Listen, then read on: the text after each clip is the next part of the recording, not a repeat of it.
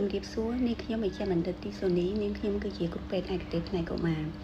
កូនដែលមានកន្ទួលហើយនឹងមានពងទឹកនៅលើស្បែកតើអាចជាជំងឺអុតស្វាយឬមួយក៏ជាជំងឺដៃជើងមាត់បើយើងមើលតែពងទឹកនៅលើស្បែកទេគឺយើងអាចច្រឡំគ្នាបានប៉ុន្តែបើសិនជាយើងសង្កេតមើលពី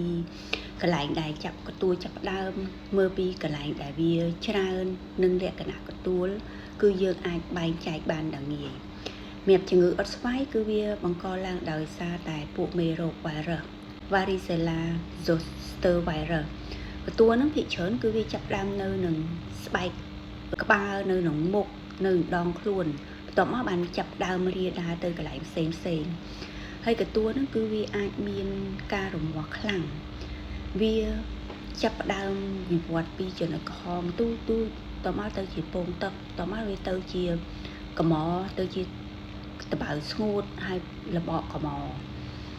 ចំណុចពិសេសមួយសម្រាប់សម្គាល់ជំងឺអុតស្វាយគឺលក្ខណៈរបស់វាគឺយើងឃើញថាក្នុងពេលតែមួយហ្នឹងគឺអាចមានកន្ទួលថ្មីមានពងទឹកមានតបៅដែលស្ងួតនៅលើស្បែកក្នុងពេលតែមួយគឺវាមានគ្រប់កន្លែងតែម្ដងចំណែកក្នុងមាត់គឺវាអាចមានតបៅក្នុងមាត់ដែរប៉ុន្តែវាមិនមែនជាលក្ខណៈសម្គាល់សំខាន់បំផុតទេ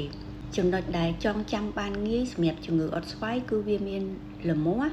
ហើយកន្ទួលរបស់វាគឺវាមានច្រើនសន្តានដែលមានការវិវត្តនៅដំណាក់កាលផ្សេងគ្នា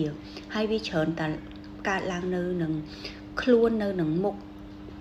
ច្រើនជាងនៅនឹងដៃជើងចំណែកឯជំងឺដៃជើងមាត់គឺវាបង្កឡើងដោយសារតែពួកមេរោគ virus អាចជាប្រភេទពួកមេរោគ virus enterovirus ឬមួយក៏ Coxsackie virus ជាញឹកញាប់ជំងឺដៃជើងមាត់គឺវាច្រើនតែមាននៅនឹងដៃជើងនៅនឹងបាតដៃនៅបាតជើងនៅកប៉េះគូត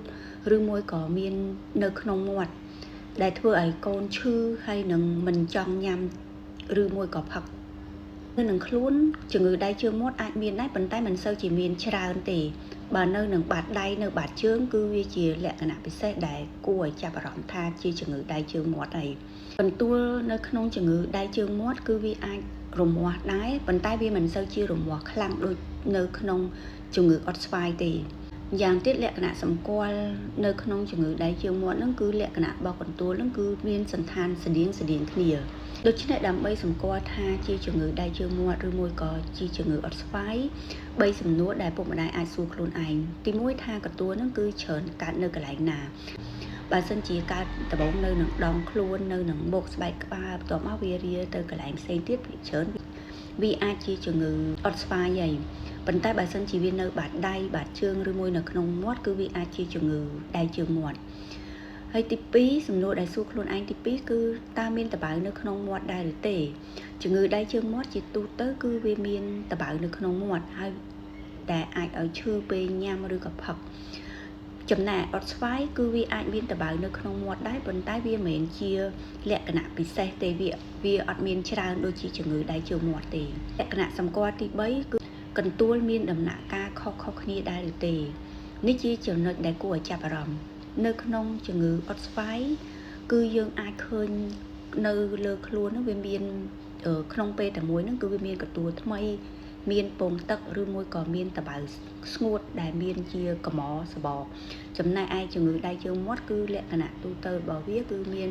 តបៅដែលមានលក្ខណៈប្រហែលគ្នាដូច្នេះកន្ទួលរបស់អុតស្វាយនិងជំងឺដៃជើងមាត់វាមើលទៅស្តៀងគ្នាប៉ុន្តែគឺវា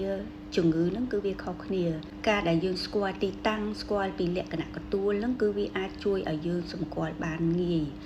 បើសិនជាយើងអាចវិនិច្ឆ័យបានខ្លួនឯងទេគឺយើងអាចឲ្យគ្រូពេទ្យដើម្បីជួយវិនិច្ឆ័យបាន